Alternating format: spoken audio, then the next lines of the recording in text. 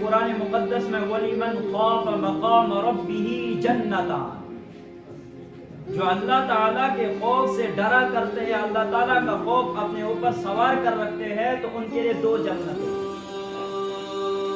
اس جوان کے بارے میں حضرت عمر فاروق رضی اللہ تعالیٰ عنہ کے دور کا تھا، 5 وقت نماز پڑھنے جاتا تھا، مگر راستے میں ایک عورت تھی، بڑی حسین و جمیل تھی۔ جوان بیچارہ پاک صاف تھا، اللہ کو ماننے والا تھا، اللہ کا خوف اس کے دل میں تھا۔ یہ جاتا تھا نماز پڑھنے، مگر کبھی اس کی طرف نگاہ نہیں ڈالتا تھا۔ کافی عرصہ اسی طریقے سے گزر گیا، کیونکہ یہ شہزادی تھی، یہ جو عورت تھی یہ شہزادی تھی، یہ اس پر عاشق ہو گئی۔ اس نے اپنی کنیز یعنی غلام سے کہا کہ میں اس کے ساتھ اپنی شہوت کو پورا کرنا چاہتی ہوں، لہذا اس کو کیسے ہم پھنسائیں۔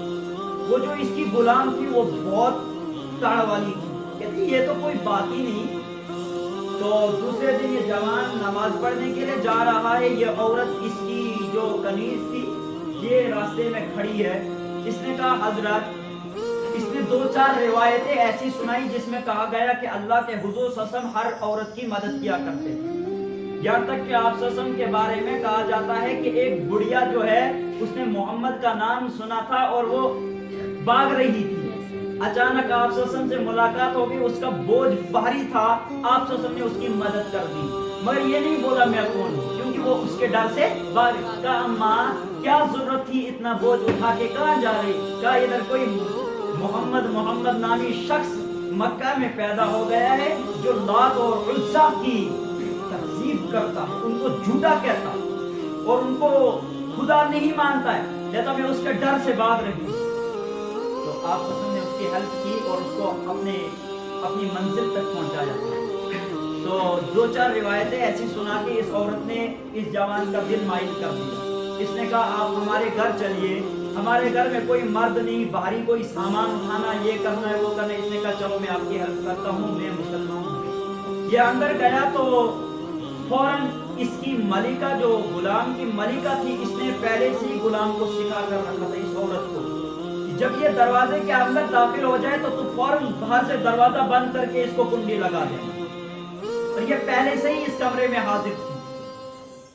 جب یہ جوان اندر گیا تو اس نے اس شہزادی کو دیکھا، بڑی حسین و جمیل تھی، مگر جوان کا ایمان بھی کافی پختہ تھا، ہم جیسے جوان نہیں ہوا کرتے تھے۔ کہا کہ شیطان کی تیر میں سے سب سے بڑی تیر نظر ہے۔ آپ لوگ ایک دفعہ کسی کو دیکھتے ہیں تو ہزاروں مرتبہ آپ کے دل میں اس کا خیال آتا، یہاں تک کہ بار بار دیکھتے نہیں، ایک دفعہ دیکھتے 1000 دفعہ سوال آتا، اب ایسا ہے، اب ایسا ہے، بال ایسے ہے، آنکھیں ایسی ہے، زلفیں ایسی ہے، حسن ایسا ہے، ارے کچھ نہیں ہے، مٹی ہے، خاک مٹی بن جائے گا۔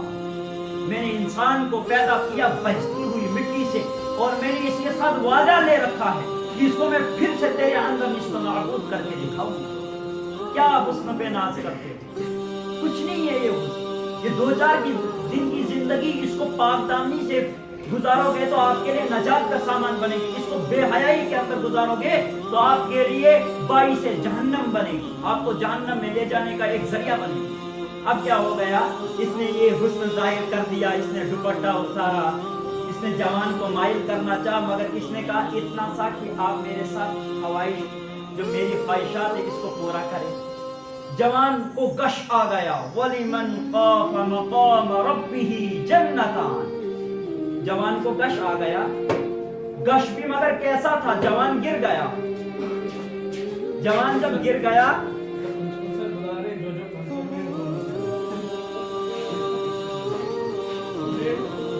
ارے اب کیا بنے گا، جوان نے تو گش کھا لیا، لہذا اس ملکہ کو لگا کہ یہ جوان مر گیا، اور اس نے اپنے غلام کو فوراً بلایا، کہا یہ تو مر گیا، میں جو سوچتی تھی میری ساری تمناؤں پر پانی پھر گیا، اب کیا کروں؟ اس نے کہا یہ بھی کوئی بڑی بات ہوئی، ارے اگر اس لاش کو ہمارے گھر کے اندر دیکھا گیا تو اس کا الزام ہمارے اوپر آئے گا، لہذا اس کو اپنے گھر سے فوراً باہر نکال دو۔